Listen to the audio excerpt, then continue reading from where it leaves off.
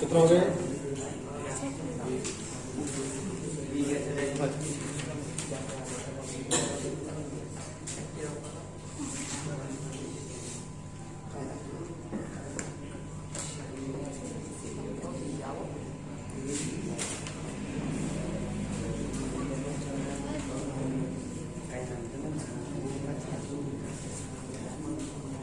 देखिए, अभी जो टॉपिक आपको डिस्कस किए हैं उन सारे टॉपिक में कॉमन बात आपको पढ़ाई गई थी कि एसिड और बेस के पीएच आपको पढ़ाए गए थे केवल। अभी जो क्वेश्चन कराए थे आपको बहुत सारे पीएच के बहुत सारे क्वेश्चन मैंने आपको सॉल्व कराए हैं। उन सारे क्वेश्चन में मैंने आपको केवल यही बताया था भाई कि हम लोग किसी एसिड का पीएच आपको बताया था, बेस का बताया था, लेकिन सॉल्ट का पीएच फाइंड करने को टेक्निक हम लोगों ने आपको नहीं पढ़ाया। तो अभी पहला सॉल्ट हम लोगों के पास है और जो सॉल्ट मैंने आपको स्टडी कराया है वो हमारे पास था salt of weak acid and strong base. अगर आपके पास वीक एसिड और स्ट्रॉन्ग बेस से बना हुआ कोई भी सॉल्ट है, वीक एसिड और स्ट्रॉन्ग बेस से बना हुआ कोई भी सॉल्ट है, तो जैसे हम लोग से वाटर में डिजोल्व किया और सॉल्ट को जब हम लोगों ने वाटर में डिजोल्व किया तो मैंने बताया कि भाई इसका जो पीएच वैल्यू होगा वो अप टू 7 होने वाला है। आपको मैंने बताया कि भाई जब हम उसे हाइड्रोलाइसिस कर रहे हैं तो हाइड्रोलाइसिस करने के बाद क्या हो रहा है, जब आप CH3COO को ले लेते हैं हम लोग ये CH3COO है। अगर हम लोग इसे हाइड्रोलाइसिस करते हैं तो दो कंपोनेंट हम लोग को मिलते हैं इससे, एक तो CH3COO H मिल रहा है हम लोगों के लिए और भाई एक हम लोगों को NaOH मिल रहा है। दो कंपोनेंट हमें मिल रहा है, CH3COOH और CH3COO Na हम लोगों को मिल रहा है। अब क्वेश्चन क्या है हमारा आपसे, क्वेश्चन हम लोगों का आपसे ये है कि भाई ये वाला पार्ट तो वीक है, हमारे पास वीक एसिड है, ये मैंने कल पढ़ाया था आपको, और ये वाला जो पार्ट है वो स्ट्रॉन्ग एसिड है। इससे जो HR हम लोगों को मिलेगा उसका नंबर कम होने वाला है और इससे जो OH हम लोगों को मिलेगा उसका नंबर ज्यादा होने वाला है। और मैंने आपको बताया कि OH की क्वांटिटी जब ज्यादा होगी तो उसका इफेक्ट भी सॉल्यूशन में ज्यादा होगा। इससे इस सॉल्ट की जो पीएच वैल्यू होगी वो 7 से ज्यादा आने वाली है, अप टू 7 आने वाली है। लेकिन सवाल है कि क्वेश्चन में अगर हमें आ जाता तो कैसे करेंगे हम लोग। तो देखिए सॉल्ट्स का पीएच हम लोग कैसे फाइंड करेंगे इसका, तो सबसे पीएच पहले फाइंड करना सिखाऊंगा आपके लिए। वीक एसिड और स्ट्रॉन्ग बेस अगर आपके पास अवेलेबल है, वीक एसिड और स्ट्रॉन्ग बेस का सॉल्ट अगर आपके पास अवेलेबल है तो उसका पीएच हम लोग कैसे फाइंड करेंगे। करना क्या है हमें सबसे पहले, ये जो आयन आपको मिले हैं ना CH3COO नेगेटिव, एक्चुअल में क्या होता है, ये आयन वाटर से रिएक्ट होते हैं और जैसे ही आयन वाटर से रिएक्ट होते हैं तो वाटर से रिएक्ट होने के बाद क्या होता है, ये CH3COO नेगेटिव जो आपके पास है ये इस H आयन से रिएक्ट हो जाता है, इससे वाटर से प्रोटॉन ले लेता है और जैसे प्रोटॉन लेगा तो हो जाएगा CH3COO नेगेटिव की जगह H आ जाएगा तो COOH हो जाएगा, प्लस क्या बचेगा OH नेगेटिव। तो प्रॉब्लम क्या हो रहा है, प्रॉब्लम हम लोग को हो रहा है कि हम लोग कंफ्यूजन में थे और हम लोग ये कंफ्यूजन में थे भाई कि जो पीएच बढ़ रहा है वो बेस के आयनाइजेशन की वजह से बढ़ रहा है, लेकिन एक्चुअल में एक्स्ट्रा कुछ भी नहीं है। ये जो आपको पढ़ाया गया था केवल हाइपोथेटिकल बात आपको बताई गई है कि वाटर में साल्ट को घोलेंगे, वाटर सॉल्ट से रिएक्ट हो जाएगा और सॉल्ट वाटर से रिएक्ट हो जाएगा, उससे एक एसिड बन जाएगा, एक बेस बन जाएगा। लेकिन होता क्या है, जब सॉल्ट्स को हम लोग वाटर में घोलते हैं ना तो सॉल्ट्स का जो वीक कंपोनेंट होता है, जो वीक वाला भाग होता है, वो वीक वाला भाग पहले वाटर से रिएक्ट होता है और जैसे ही वीक वाला भाग वाटर से रिएक्ट होगा तो वाटर से रिएक्ट होने के बाद क्या होता है, ये CH3COOH और OH में कन्वर्ट हो रहा है। तो OH की जो क्वांटिटी बढ़ रही है ना, OH की क्वांटिटी CH3COO नेगेटिव की वजह से ही बढ़ रही है। जब तक ये वाटर में रिएक्ट होता रहेगा तब तक ये OH को प्रोड्यूस करता रहेगा, जिससे आपका पीएच वैल्यू अप टू 7 आता रहेगा, जिससे आपका पीएच वैल्यू अप टू 7 आता रहेगा। इस वजह से नहीं बढ़ रहा था कि स्ट्रॉन्ग एसिड है, वीक बेस है, वो हमने क्या बताया केवल आपको, वो एक हाइपोथेटिकल बात थी जो आपको डिस्कस की गई है। ये साइंटिफिक बात आपको बताई जा रही है, और साइंटिफिक बात बेटा ये है कि जो आपके पास वीक कंपोनेंट्स है सॉल्ट का वीक कंपोनेंट्स वाटर से रिएक्ट होगा, और वाटर से रिएक्ट होने के बाद OH आयन की जो क्वांटिटी है, जो कंसंट्रेशन है, उसको बढ़ा देगा, जिससे हमारा सोल्यूशन कैसा हो जाएगा, बेसिक हो जाएगा। अभी हम लोग क्या करते हैं, इसकी जो क्वांटिटी है वो मैंने आपको 1 मोल या 1 ग्राम दी है। मैंने आपको पूछा कि भाई कोई चेंज हुआ है, तो आपने बताया सर कोई चेंज नहीं हुआ है। मैंने आपको उस समय बात पूछा आपसे, उस समय बाद मैंने आपसे पूछा तो आपने बताया कि सर अल्फा क्वांटिटी तो इसकी बनी है और अल्फा क्वांटिटी इसकी बनी है। तो मैंने आपसे कहा कि भाई यहां पर जो है 1 माइनस अल्फा आ जाएगा।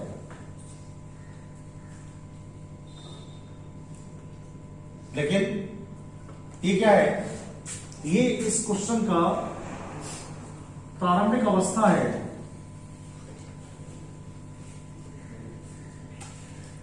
और ये जो है वो टी समय बाद है, टी समय बाद है। और आपको ध्यान रखना है, अगर मैं पूछूंगा साम्य अवस्था पर,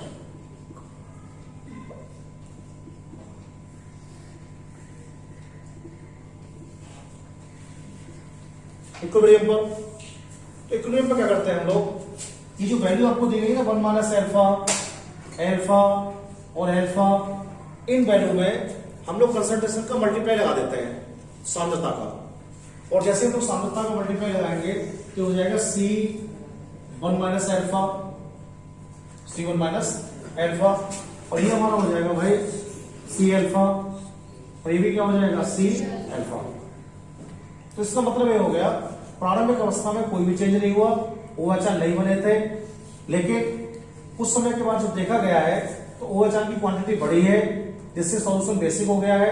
लेकिन साम्यावस्था में क्या हुआ, इक्विलिब्रियम पर ये कंसंट्रेशन C1 माइनस अल्फा हो गई है, ये C अल्फा हो गई है, और ये भी C अल्फा हो गई है। ये मात्रा मान ली गई है इनकी।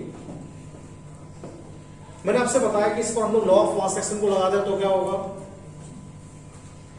अगर हम लोग इसके ऊपर लॉ ऑफ मास एक्शन को लगाते हैं तो एक स्टेटमेंट आएगा आपके पास, K equal to CS3 COOH OH upon CS3 COO negative. H2 को हम लोग इसमें काउंट नहीं करने वाले हैं, क्योंकि तो इसका आयोडाइजेशन बहुत कम होता है, छोड़ देने से। ये हमारे पास है भाई। देखिए सब कंसंट्रेशन आपके पास लगी हुई है। अब K की वैल्यू को आप फाइंड करेंगे, इसकी तो कितना हो जाएगा, और CS3 COOH की जो कंसंट्रेशन है कितनी है आपके पास, C अल्फा है, और OH की जो कंसंट्रेशन है वो भी कितनी है, C अल्फा है, और CS3 COOH की कंसंट्रेशन कितनी है, C1 माइनस अल्फा है। वाटर को हमने कांस्टेंट कर लिया है, और वाटर को जब कांस्टेंट कर दिया है तो यहां पर जो K है ना, उसे हम लोग KH लिख देते हैं, KH हाइड्रोलाइसिस के लिए। अगर आप इसे सॉर्ट आउट करते हैं तो सॉर्ट आउट करने से पहले एक बात आप ध्यान रखेंगे भाई, ये आपका हो जाएगा KH equal to C square alpha square upon C into, तो वो जो 1 माइनस अल्फा है ना, ये कैसा सबस्टेंस है भाई, सबस्टेंस वीक है, वीक तो ये। और हमने बताया था आपको जो वीक सबस्टेंस होते हैं उनका जो आयोनाइजेशन होता है वो बहुत ही कम होता है। वीक सबस्टेंस का जो आयोनाइजेशन होता है बहुत ही कम होता है। इसलिए क्या कर सकते हैं, तो 1 की कंपेयर में जो अल्फा की वैल्यू होगी ना बहुत ही कम होने वाली है। इसलिए हम लोग क्या करेंगे, इस अल्फा को लेफ्ट आउट कर देंगे, छोड़ देंगे भाई, 0 मान लीजिएगा, लेफ्ट आउट छोड़ दीजिएगा आप लोग। और अगर आप उसे छोड़ देंगे तो क्या हो जाएगा, यहां पर क्या हो जाएगा, C रह जाएगा, इंटू 1 हो जाएगा ना, तो C से C कैंसिल हो जाएगा, तो क्या बचेगा आपके पास आपके पास बचेगा सी अल्फा स्क्वायर। बस समझा देते हैं आपको।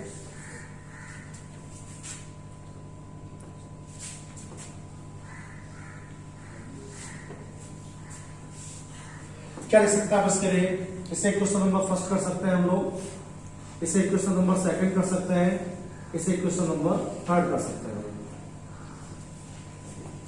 अगर हम लोग लिखेंगे अल्फा स्क्वायर की वैल्यू को फाइंड करना चाह रहे हैं, तो अल्फा स्क्वायर की वैल्यू को फाइंड करने के लिए क्या लिखना पड़ेगा आपके लिए? KH अपॉन सी।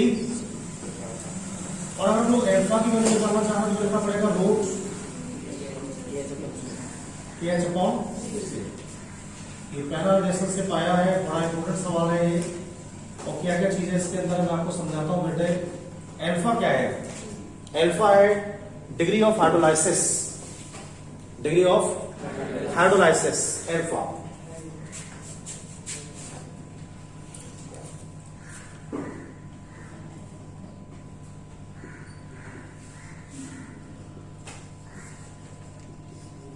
थोड़ा सा बड़ा डेरिवेशन है लेकिन समझते जाइए आप लोग, बहुत इजीली है। सी क्या है? कंसंट्रेशन। एच क्या है? एच है hydrolysis constant, hydrolysis constant. Alpha degree of hydrolysis है और KH क्या है? हाइड्रोलाइसिस कांस्टेंट है। और सी जो है वो कंसंट्रेशन है हम लोग के पास। ये पहला रिलेशन आया हम लोग को, तो हमारे पास हो गया। इसका मीन्स क्या हो गया?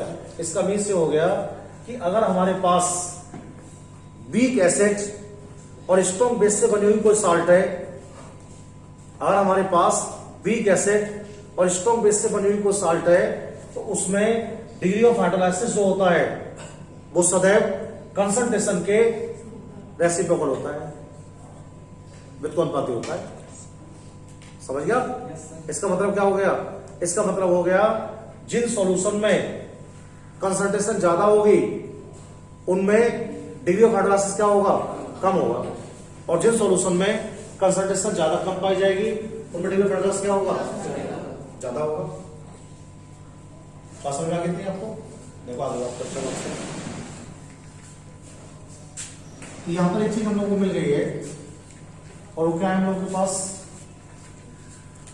ये फॉर्मूला हम लोग के पास आ गया है, alpha equal to root KH upon C. ये आ गया हम लोग के पास। और एक क्वेश्चन नंबर 4 हो गया। अब देखो हमारे पास क्या है, जो हमारा OH कंसंट्रेशन बदल रहा है ना, वो एसिड की वजह से बदल रहा है। क्या कर रहा है एसिड वाला पार्ट? एसिड वाला पार्ट वाटर से रिएक्ट हो रहा है। तो हम लोग क्या करते हैं, एक बार एसिड का आयोनाइजेशन कर लेते हैं।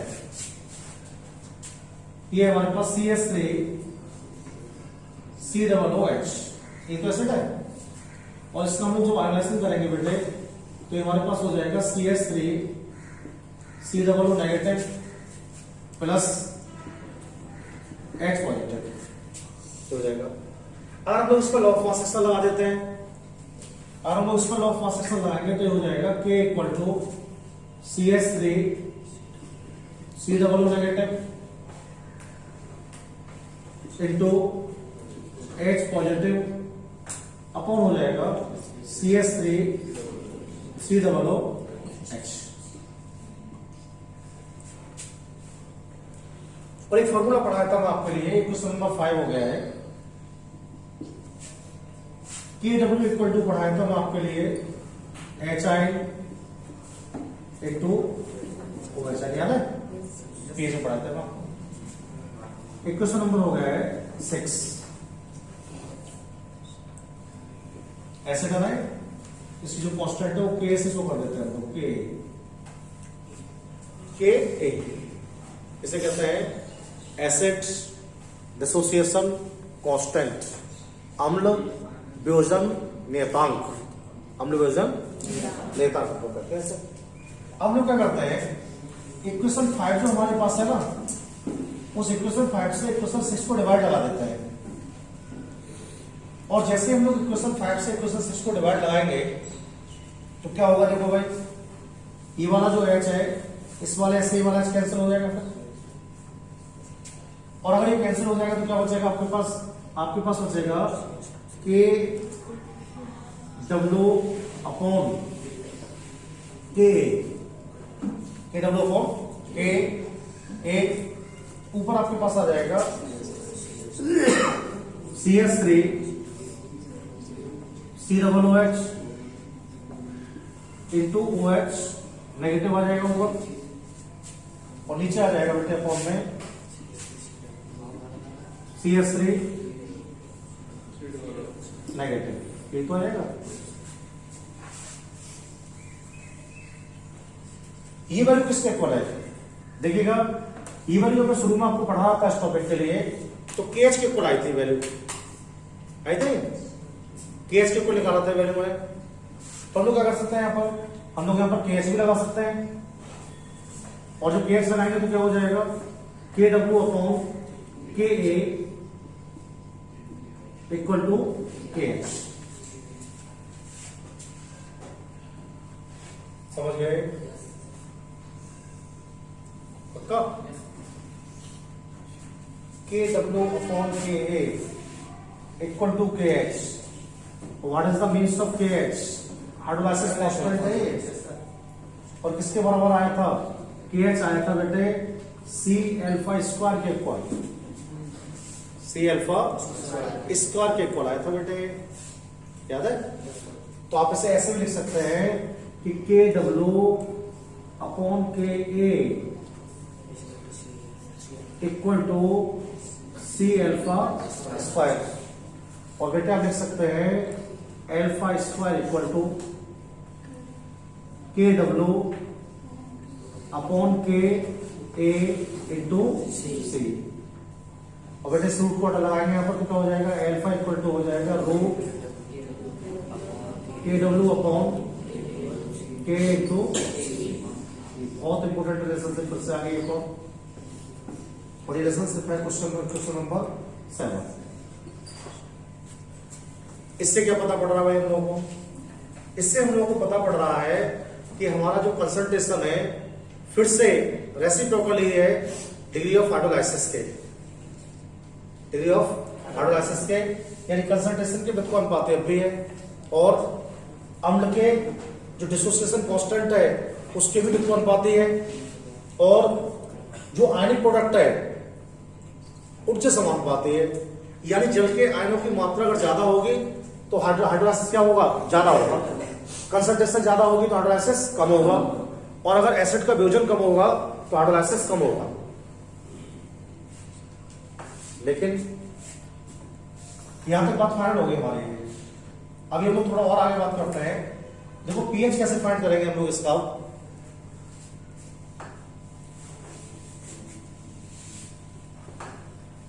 ये हम लोग के पास है अल्फा इक्वल टू आ गया है root KW upon K into C।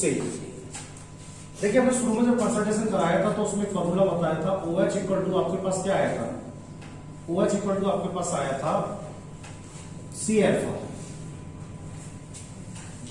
OH equal to आया था C अल्फा। और हम लोग क्या पढ़ के आए अभी, हम लोग पढ़ के आए हैं कि अगर आपको HI इंटू OHI पता है मल्टीपल इसका तो क्या होगा KW, और हम लोग को HI फाइंड करना है तो क्या हो जाएगा भाई, अगर पीएच निकालना तो एस को पता करना पड़ेगा, एस निकालना तो हो जाएगा KW अपॉन OH हो जाएगा भाई, right. What is the value of OH? C alpha, तो हो जाएगा HI equal to KW upon C alpha. What is the value of alpha?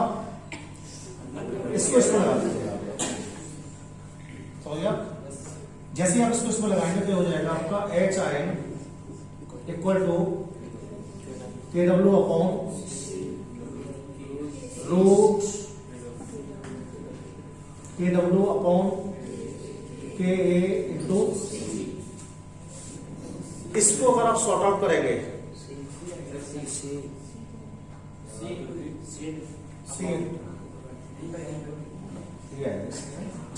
इसको आप सॉर्ट आउट करेंगे कि आपका हो जाएगा बेटे HI equal to root K W into K A upon C, H R equal to root K W upon K W into K upon C, ये वाली हो जाएगी। और ये क्वेश्चन नंबर हो जाएगा बेटे 8, हो जाएगा 8। अब यहां से पीएच निकालने की बात शुरू होगी। थोड़ा बड़ा डेरिवेशन है, हम लोग क्या करेंगे अभी एक बार समझ लेते हैं, तो आज से आपको जो नोट कराएंगे समझ में आ जाएगा।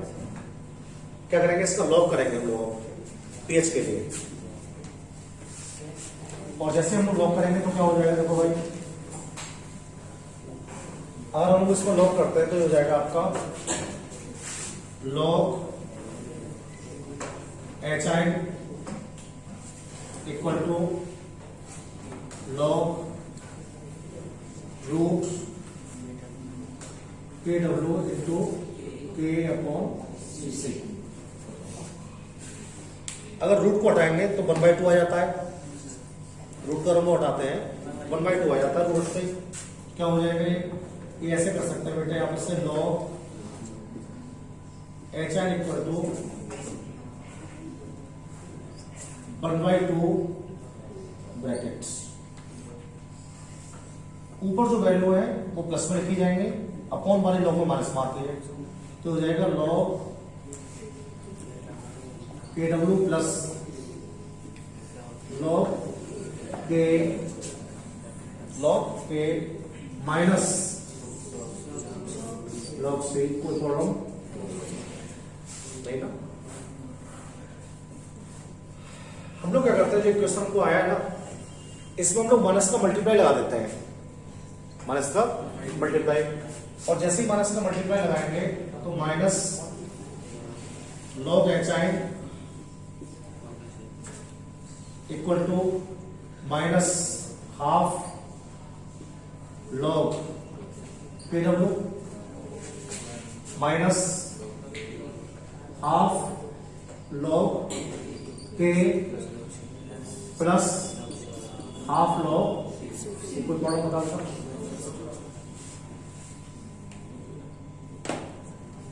क्या पढ़ा हम लोगों ने अभी लास्ट टाइम लोग पढ़ रहे थे भाई कि एच आई इक्वल टू क्या होता है, एच आई इक्वल टू होता है माइनस लॉग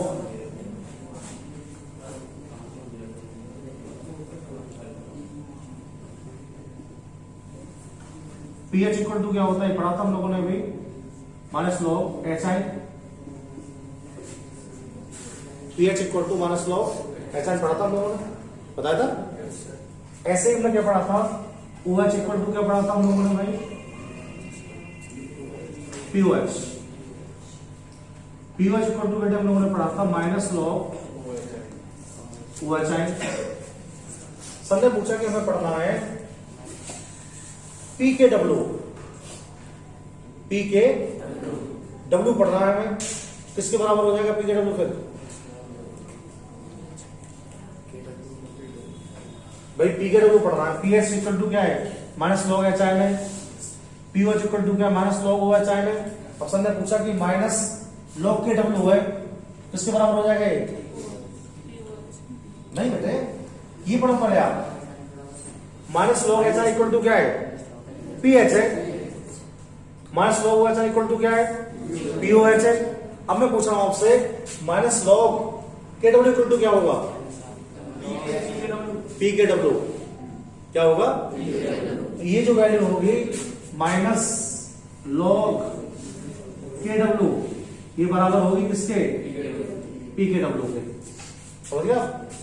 और माइनस लॉग के किसके इक्वल होगा, पी के ए के, किसके इक्वल होगा, तो पी के ए इक्वल टू हो जाएगा बेटे माइनस लॉग के, क्या पुट कर सकते हैं हम लोग, माइनस लॉग एच किसके इक्वल हो जाएगा, पी एच के, तो हो जाएगा P H equal to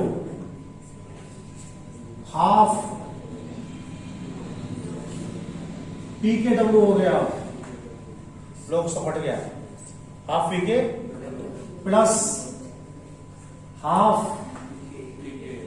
P K हो गया, ये समझ गए, plus half log C half log C. Sir पूछेंगे पी के डब्ल्यू का मान क्या होगा फिर? भाई के डब्ल्यू इक्वल टू क्या होता है? के डब्ल्यू इक्वल टू होता है 10⁻⁻14। ये तो होता है। तो पी के डब्ल्यू कितना हो जाएगा बताओ?